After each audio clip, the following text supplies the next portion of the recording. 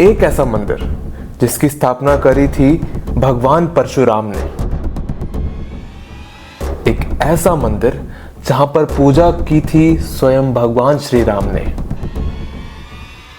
एक ऐसा मंदिर जो हजारों सालों तक आज भी अधूरा है, पर यह अधूरापन ही बनाता है इस मंदिर को बहुत खास।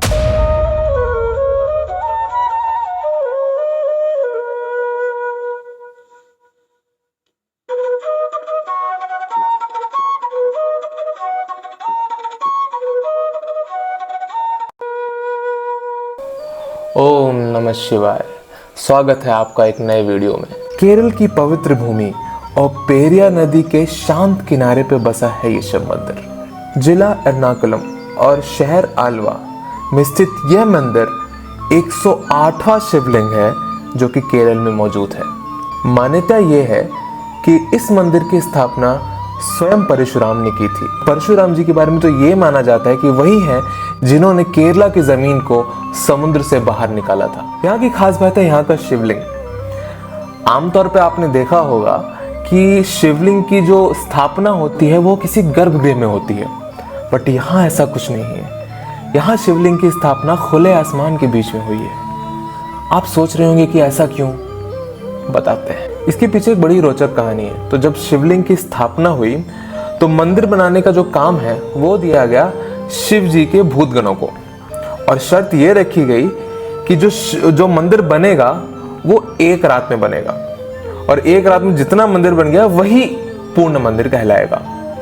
तो जब ये बात शिव जी के भूतगणों के सामने रखी गई तो उन्होंने बोला ठीक है, बिल्कुल हम कर देंगे। सूरज की पहली किरण निकलने से पहले जितना हम पूरा मंदिर का बना देंगे। उन्होंने शर्त को कबूल कर लिया। जब उन्होंने बनाना चालू किया तो शिव जी ने उनकी भक्ति की परीक्षा ली। कैसे? उन्होंने विष्णु जी को भेजा एक मुर्गा बनाकर, और विष्णु जी ने क्या किया कि समय से पहले ही, सूर्योदय से पहले ही बांग देकर ये बता दिया कि सुबह हो चुकी है। और बांग सुनकर सभी भूतगणों को लगा कि सुबह तो हो चुकी है, यानी काम रोकना पड़ेगा। और उस टाइम तक खाली नींव बनी हुई थी, यानी बेस बना हुआ था, और इसी वजह से आज तक वो खाली बेस ही है, वो नींव ही बनी है और कुछ नहीं बना है। इसलिए उस मंदिर को कभी कंप्लीट भी नहीं किया जाता, कभी, इसलिए क्योंकि वो सब कहते हैं कि शिव जी की खुद की इच्छा थी कि वो मंदिर ऐसा ही रहना चाहिए। कहा जाता है कि जब सीता माता का अपहरण हुआ और भगवान श्री राम जब उनकी खोज में निकले तो वो इस मंदिर पर पहुंचे, और इस मंदिर पर पहुंचकर उन्होंने शिव जी की आराधना की थी। अगर ऐसा है तो इस बात से आप समझ सकते हैं कि इस मंदिर की पवित्रता सदियों से चली आ रही है। केरला की बारिश के बारे में कौन नहीं जानता, और इस मंदिर की सबसे खास बात है कि जब भी बारिश होती है हर मॉनसून ये आधा पानी में डूबा रहता है, मानो इंद्रदेव खुद शिव जी पर जल चढ़ा रहे हो। This river will get flooded, and that water will only reach there. and Om Namah Shivaya, and everything will be submerged in the water. Not even roof will be seen. Everything will be gone.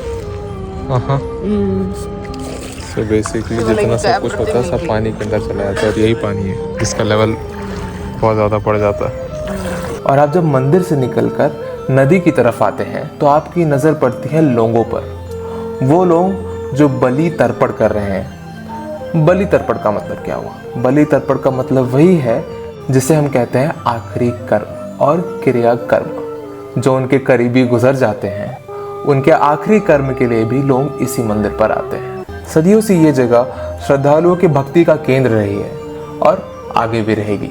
इसी के साथ मैं विवेक अंत करता हूँ इस video को। मिलते हैं अगले वीडियो में।